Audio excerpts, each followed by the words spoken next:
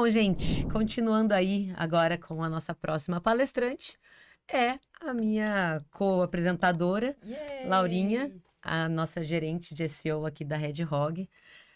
Agora a gente vai falar sobre content pruning, né? Então, uma Sim. estratégia essencial para a gente é otimizar os conteúdos, né? E ninguém foi melhor pra falar disso do que a Laurinha, a nossa Laura Bernardes. Seja muito bem-vinda! Muito obrigada, agradeço, tô adorando esse duplo papel aqui hoje, apresentadora e palestrante. Tá maravilhoso. E vamos lá, para começar, vou me apresentar.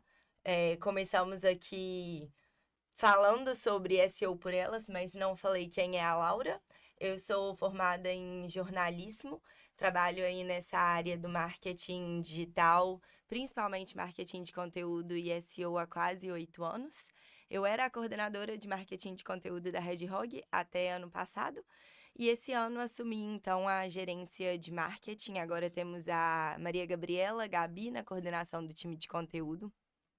E uma das nossas metodologias do time de conteúdo, que foi algo que a gente trabalhou muito nesses quase 4 anos que eu tenho aqui de Red Hog, é na nossa estratégia de content pruning.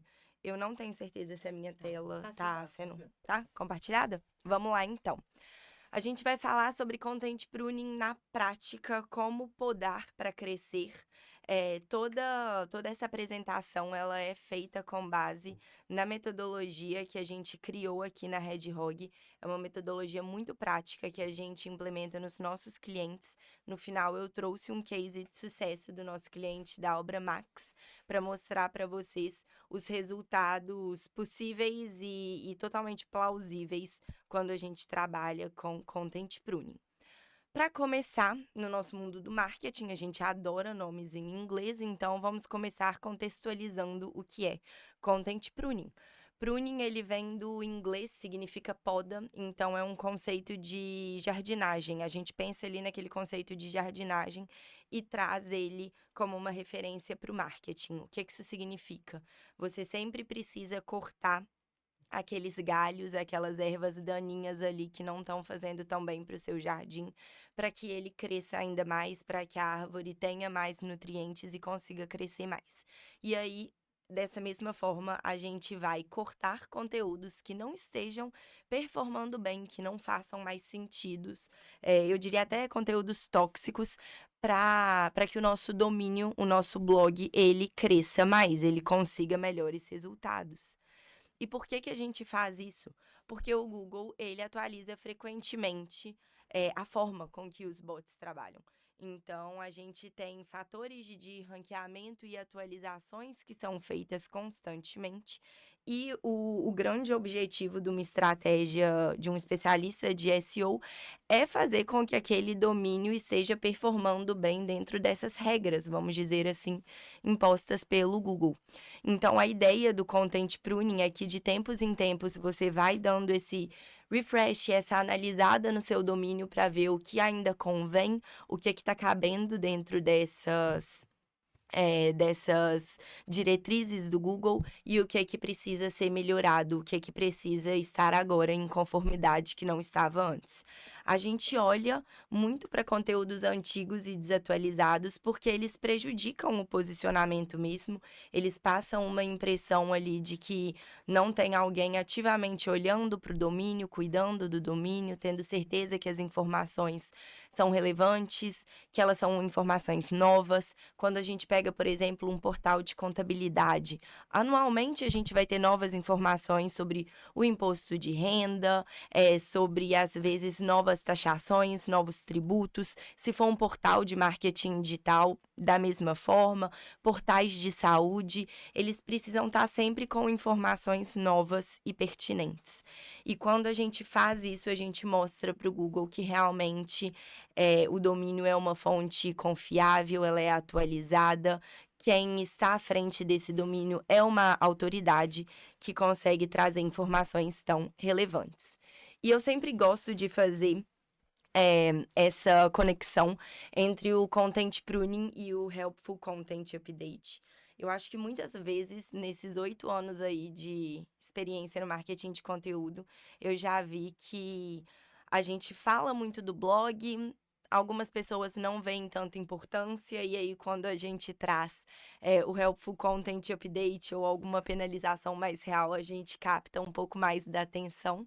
Então, eu sempre trago essa conexão, porque o objetivo do Helpful Content Update, que é um conteúdo, uma atualização, desculpa, que foi lançada pelo Google há alguns anos, se não me engano, 2022, ele incentiva a criação de conteúdo de alta qualidade.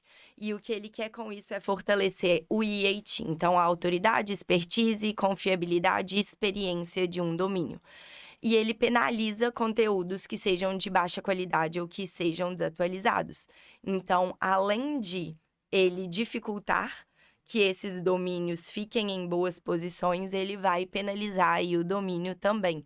E o Helpful Content Update, ele nasceu, digamos assim, em 2022, mas ele é uma atualização que tem recebido novos faseamentos recorrentemente. Então, é algo que a gente sempre olha, a gente sempre fica ali bem atento se o Google lançou uma nova atualização, se ele tem uma nova diretriz para a parte de conteúdo.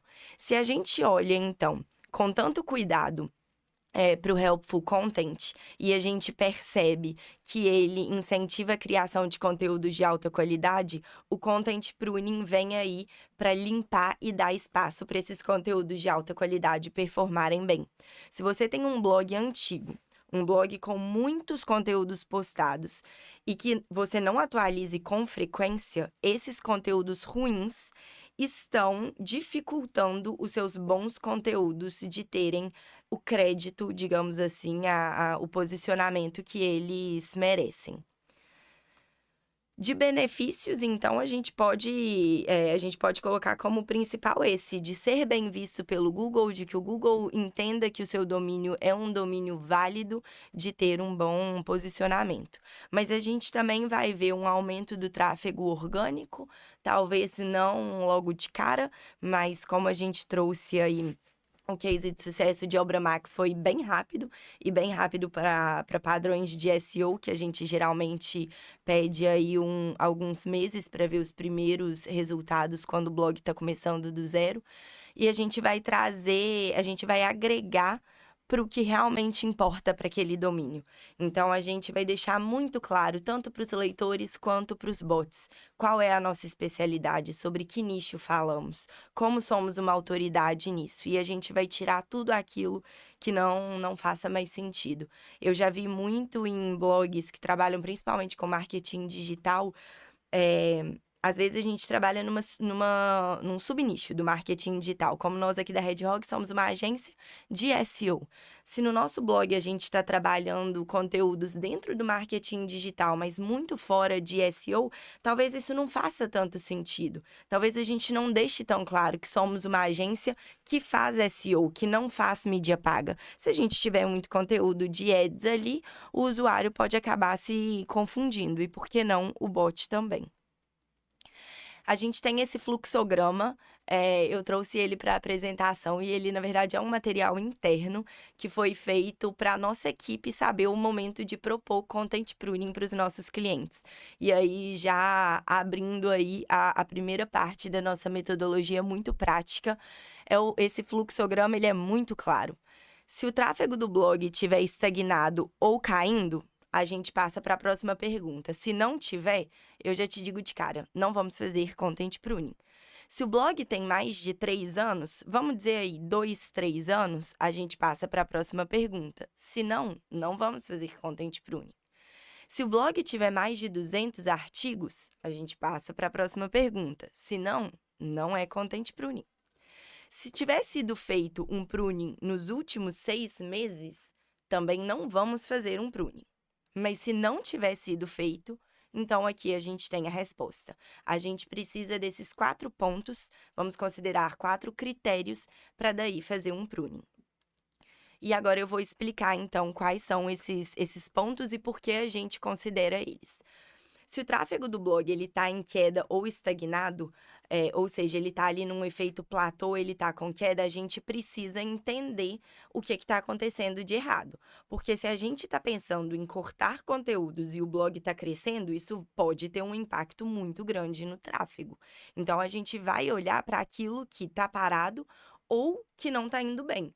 Porque eu vou ter muito mais facilidade e abertura de conversa para te falar, para deletar e redirecionar, talvez sem conteúdos, se você estiver perdendo posições, do que se você estiver ganhando muitas.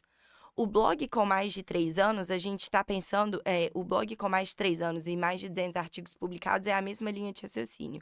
Eu preciso de domínios que sejam maduros e que tenham conteúdos ali publicados para isso fazer sentido, senão a nossa análise ela vai ficar muito enviesada. A gente precisa ter uma amostragem significativa. Se é um blog muito pequeno, se é um blog recente, ele vai ser pequeno, porque ainda não deu tempo de publicar muita coisa. Agora, às vezes, ele é um blog que tem mais de 3 anos, mas ele sempre fica parado, ele nunca é uma prioridade, então ele só tem 100 artigos. A gente até pode fazer uma análise, mas eu não chamaria isso de pruning, porque o pruning ele precisa de uma amostragem significativa. E o pruning recente, ele seria contraprodutivo. Se eu faço um pruning em dezembro e agora em março eu quero fazer outro, dependendo do tamanho do blog, eu ainda nem consegui implementar o pruning todo, porque quando a gente trata de questões de otimização, muitas vezes a gente vai encaixando isso ali no escopo dos nossos clientes.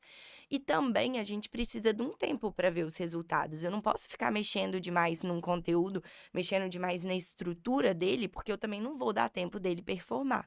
Inclusive, uma das coisas que a gente olha para mexer numa URL é se ela foi postada nos últimos 6 meses. Se o conteúdo tiver muito recente, ele foi publicado há 1 mês e ele tá performando lá na 30ª posição, calma. Isso pode muito bem ser natural. Isso não significa que essa URL precisa de um pruning logo de cara. Então, a gente pensa no mesmo quesito aqui. Se eu acabei de fazer um update nos últimos 6 meses, vamos ter um pouquinho mais de cautela. Aqui a gente gosta de considerar a regra do 1 ano. Se eu tiver, depois de 1 ano, porque aí a gente tem o processo de fazer o pruning, a implementação, aí eu posso fazer de novo. Então, se eu tiver feito um pruning num blog do cliente em janeiro de 2024, em janeiro de 2025 a gente já estaria apto a dar mais uma olhada. E agora a gente vai pensar, antes de ir para o passo a passo de realizar um pruning, eu quero só voltar nesse ponto. Não fazer um pruning. O que vamos fazer então? A gente vai fazer outras análises. A gente não vai fazer uma análise tão densa e trabalhosa quanto o pruning, mas a gente vai fazer, por exemplo, uma auditoria. A gente pode fazer uma análise de performance. A gente pode exportar os dados e fazer um comparativo mês a mês, ano a ano. O que é que perdeu posições? Ah, essa página, ela passou 2024 sempre no top 3. E aí, no final de 2024, início de 2025, ela foi para a segunda página. Vamos fazer uma análise dessa página, desse blog post, dessa SERP em específico. A gente pode fazer auditorias em casos de migrações, em que as URLs começam a dar muito problema, muita URL quebrada, muita URL com looping de redirecionamento. A gente pode fazer uma auditoria porque às vezes é a experiência do usuário que está comprometida, é o tempo de carregamento, as imagens estão muito grandes, a página não está bem otimizada para celulares e a gente vê que o grande público do nosso cliente acessa por celulares. Então, nós vamos fazer outras análises. É óbvio que a gente não vai dizer, o blog não tem mais de 3 anos, então não está performando bem e fica por isso mesmo. Vamos esperar dar 3 anos para fazer um pruning. Não, a gente vai vir ali com outras metodologias. Mas considerando que demos ok em todas aquelas etapas primordiais ali, agora vamos para um passo a passo bem prático. Como que a gente vai fazer o pruning? Primeiro, a gente vai definir os critérios de performance. Eu já vi muitas planilhas que levantam muitos dados, e eu acho que essa foi a grande virada de chave do que eu tentei fazer na RedHog, que é deixar aqueles dados que realmente são relevantes e que a gente vai conseguir estudar para mais de 100 URLs. Porque se eu quiser olhar em 20 ferramentas diferentes, eu não vou conseguir ter uma amostragem muito grande de URL. Ou então eu vou demorar tanto tempo para fazer o pruning que ele vai parar de fazer sentido. E quem olha dados de demais se perde. Ele tem um tráfego orgânico ruim, mas o tráfego direto não é tão ruim assim, e ele ranqueia para essa palavra-chave secundária. já não vou mais saber o que fazer. Então, aqui a gente olha muito para dados do Search Console, para ver ali quais são as páginas mais acessadas, definir um tempo de análise de 12 meses, então, dentro do último ano, quais foram essas páginas mais e menos acessadas. Eu gosto de fazer dar uma nichada em páginas com menos de 250 cliques no ano, porque isso dá uma quantidade ínfima de cliques ao longo do mês. Então, isso aí já é um grande sinal de alerta. Mas uma observação aqui, entender o seu nicho. Se o seu blog é de um assunto muito específico, e geralmente quando você faz buscas de palavra-chave no SEMrush, você vê que tudo ali que você trabalha é bem nichado, então são palavras-chave com um volume menor, talvez a gente tenha que diminuir essa questão dos 250 cliques. Eu peguei um blog aqui na RedHog uma vez, de uma área muito específica de agro, e quando eu fui ver o tráfego do blog, eu percebia que 250 cliques em um ano para determinadas páginas não era tão ruim assim. Então, a gente foi e remodelou ali o que seria o nosso critério. Mas esse número, ele vale para a maioria das áreas. Depois da gente definir os critérios de performance, a gente vai exportar, então, essa grande planilha e começar a fazer a análise e auditoria dos conteúdos. Então, a gente vai ver a data de publicação, se ele tem mais de 6 meses que foi publicado, como eu falei anteriormente. A gente vai olhar para otimizações, então, vamos ver a palavra-chave, vamos ver se o SEO homepage está bacana, se as imagens estão boas, se elas não estão quebradas, se tem alt text. Vamos ver a questão de links internos, a quantidade de página que a gente pega, que é página órfã, ou seja, são páginas que ninguém tá linkando para ela e ela não tá linkando para ninguém, são muito grandes, então a gente também vai olhar para links internos e a gente vai avaliar a qualidade do conteúdo. O trabalho de pruning, ele é um trabalho que você pode até automatizar alguns pontos em inteligência artificial, mas ele precisa de uma análise humana. Ele precisa de um especialista de conteúdo que veja se o tamanho tá bom, se a linguagem tá certa, se o tom de voz tá de acordo com o cliente, se ele tem alguma desatualização, se ele tá fazendo sentido com a intenção do usuário. É muito comum também do cliente, antes de ter ali uma ajuda, né, para cuidar do blog, dele pegar uma palavra-chave e ele produzir todo o conteúdo com base no que ele julga ser a intenção do usuário e é totalmente equivocado com o restante da SERP, com a intenção do usuário em si. Então, a gente vai fazer uma análise muito minuciosa e a gente vai ver como a gente poderia melhorar aquele conteúdo. E aí chega a hora de fazer a nossa classificação. A gente trabalha aqui com 4 frentes, que é manter, otimizar, unificar e excluir. Como que isso funciona, então? Eu vou manter conteúdos que têm um bom desempenho e relevância. Eu vou manter conteúdos que foram publicados há menos de 6 meses. E eu vou manter conteúdos que sejam relevantes para o cliente. Às vezes ele nem tem um bom desempenho, mas é um conteúdo institucional sobre a aquisição da empresa. Ele precisa deixar isso guardado ali dentro do blog dele, até por questões de autoridade, de quem somos nós. Então, tudo bem, esse conteúdo será mantido, a gente coloca uma tag de mantido. Conteúdos a serem otimizados. Geralmente é a maioria do pruning. Aqui na agência, a gente tenta mesmo otimizar, a gente parte do princípio que a página já existe, ela já foi indexada, o Google já entende que ela está ali, então como que a gente pode melhorar ela?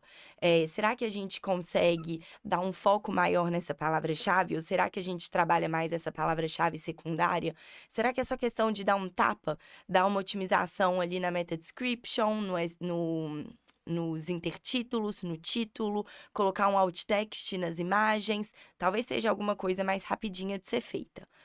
Unificar são os conteúdos que estiverem canibalizando entre si, também diria que essa é uma das tags mais usadas.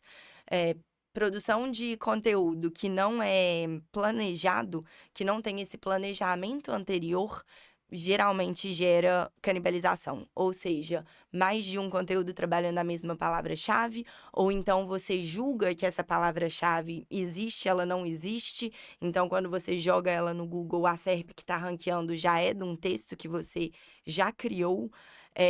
Às vezes o cliente escreve um conteúdo mais informacional, depois ele vem com um conteúdo mais institucional e elas também estão canibalizando. E aí, nesse momento, a gente vai fazer a unificação. Então, a gente vai ler os dois conteúdos, a gente vai ver como eles se encaixam, a gente vai otimizar e, às vezes, até trazer novas informações também. E excluir são aqueles conteúdos que já são desnecessários ou prejudiciais ao domínio. Existem conteúdos muito mal escritos, conteúdos muito curtos, conteúdos de assuntos que não fazem o menor sentido com o core business do cliente. Isso é bem prejudicial. Então, nesse caso, a gente vai excluir, mas lembrando que jamais podemos excluir um conteúdo e só deixar ele ali. Todo o conteúdo excluído precisa ser redirecionado. Então, no nosso trabalho de pruning, a gente também vai fazer uma observação para qual página redirecionar, seja para um outro blog post que seja parecido, para uma página da home. Às vezes, a gente percebe que quando o cliente tem e-commerce, ele produz conteúdos para o blog que estão canibalizando, na verdade, com a página de produto do e-commerce. Aí a gente faz um redirecionamento para a página do e-commerce e pensa numa nova forma de trabalhar aquela palavra-chave de forma que ela não vá competir com a página do e-commerce do cliente. A gente atende aqui Banca do Ramon, a gente fez um pruning para eles. Eles são um e-commerce. A Banca do Ramon fica ali no Mercadão de São Paulo, mas eles também têm esse e-commerce. E eles vão vender vinhos, embutidos, queijos, alguns tipos de peixes, especiarias, etc. Eles tinham muitos conteúdos, por exemplo, que era o nome do vinho. Então, gato negro, tudo sobre o vinho tinto gato negro. Na verdade, essa palavra-chave gato negro, ela é uma palavra-chave comercial, transacional. Então, ela está canibalizando com a página do produto do vinho gato negro no e-commerce. Vamos fazer esse redirecionamento e vamos trabalhar aqui, às vezes, a história dessa vinícola, ou então como é feita a produção, ou então como harmonizar os vinhos dessa vinícola X, porque daí a gente não compete dentro do próprio domínio. E aí eu trouxe aqui o nosso case de sucesso de Obra Max. Foi um cliente que a gente fez o pruning, eles tinham muito conteúdo no blog, os conteúdos precisavam mesmo de um tapa, da gente olhar para essa questão da canibalização, da gente colocar ali boas práticas de SEO on-page. A gente fez uma análise bem grande do domínio deles e o que foi bacana é que a Obra Max, os nossos clientes de Obra Max, eles foram muito parceiros. Então, no momento que a gente apresentou a estratégia do pruning e a gente apresentou a planilha, eles já colocaram como objetivo colocar o pruning em prática. Então, a gente viu resultados muito rápidos porque foi implementado de forma muito rápida e isso é muito crucial em uma estratégia de pruning. Então, eu trouxe aqui dois prints deles. A gente teve um crescimento de clique que foi questão de 2 meses depois que o pruning começou a ser atualizado, a ser implementado. Então, a gente ainda estava em processo de implementação e a gente já conseguiu ver um boost bem considerável no tráfego deles. E a gente também teve 557% de crescimento em apenas 2 meses para uma página em específica que foi como instalar torneira elétrica. Era uma página que antes não estava bacana, estava canibalizando, aí a gente fez otimizações, a gente deixou um conteúdo muito mais guia para os leitores e em questão de 2 meses, 557% de crescimento de cliques. E aí, como um bônus, eu trouxe a planilha de pruning da Hedgehog. Então, vocês vão receber esses slides depois do evento, mas a gente pode colocar aí. Vou pedir aqui para o pessoal que está comandando o chat colocar a nossa planilha para vocês nos comentários. É só vocês baixarem, vocês podem fazer uma cópia e aí a planilha já vai vir com os nossos critérios, então as métricas que a gente olha e já vai vir ali com as tags. Se não me engano, eu até deixei uns exemplos de como a gente deixaria as observações do que precisa ser otimizado, palavra-chave, para deixar bem claro, bem mastigado para vocês. A gente também tem o guia de pruning da Red Hog, ele é um guia fundamental que está no blog da Red Hog. Ele foi todo feito com base nesse case de sucesso de Obra Max e da metodologia, fui eu que escrevi ele e a gente usa para treinar a nossa equipe também. Então, acho que vai ser algo bem prático aí no dia a dia de vocês. Fechei por aqui. Acho que eu fui cravada no tempo. Não sei se tem tempo para pergunta. Mas tem muita pergunta, Laurinha. Vamos Tem lá, muita então. pergunta. Vamos aproveitar aqui para fazer algumas, ó. Da Rebeca Boni. Laura, quando eu começo uma estratégia de pruning, qual o tempo ideal para finalizar ela, considerando que eu preciso realizar outras tarefas diárias? Tá, perfeito, Rebeca. Isso também é a nossa vivência aqui na agência, né? A gente atende alguns clientes, cada analista atende alguns clientes e ela vai ter várias tarefas que precisam ser feitas ali junto do pruning. Geralmente, a gente pede para o pruning durar a sprint da semana em termos de análise. Então, eu peço 5 dias ali para eu poder tirar 1 hora e meia, às vezes até 2 horas, todos os dias, porque daí eu ainda consigo fazer todas as minhas outras tarefas e eu vou ficar olhando para aquela planilha, eu vou entrar nas ferramentas, eu vou olhar para essas métricas. Depois que o pruning for feito, eu recomendo que você coloque ele em ação o mais rápido possível. Então, assim, otimizar conteúdo e unificar vai dar um pouco mais de trabalho, coloca no seu escopo. Se você produz 8 conteúdos no mês, começa a fazer 4 de otimizações do pruning e 4 novos. Agora, a parte de exclusão, se você tirar ali 2, 3 dias de trabalho, você já mata tudo. Então, essa parte de exclusão, que é aquilo que realmente estava tóxico, eu recomendo, bloqueie a sua agenda, coloque isso em prática, porque você vai ver os resultados bem rapidinho. Maravilha. Temos mais uma. Da Paula Cordeiro. Gostaria de mais detalhes sobre a análise para páginas com menos de 250 cliques. Como funciona essa parte em outros cenários? Sempre é 250 cliques? Não. Inclusive, a gente também olha todas as páginas com cliques zerados. Isso é muito importante. Se eu penso numa página que está tendo 10 cliques cada mês do ano, ela é uma página que não está indo bem, certo? Mas uma que está tendo 0, ela é muito mais gritante. Então, se você tem um nicho muito específico, começa olhando para as 0 cliques. E aí, depois, olha no seu parâmetro, assim, aquelas que têm mais cliques no ano, quantos são? Se forem 400 cliques no ano, vamos pensar então em avaliar as que têm 150 para menos ou 200 para menos. Como eu falei, para não ser enviesado, você precisa ver qual é o seu total. Você precisa ver qual é aquela que está trazendo muito tráfego. Porque se o muito tráfego for baixo, daí você vai ter que ir reduzindo. Eu já tive análises que eu fiz aqui na agência que eu estava olhando para a página com 10 cliques no ano. Porque dentro do cenário do cliente era isso que estava muito gritante.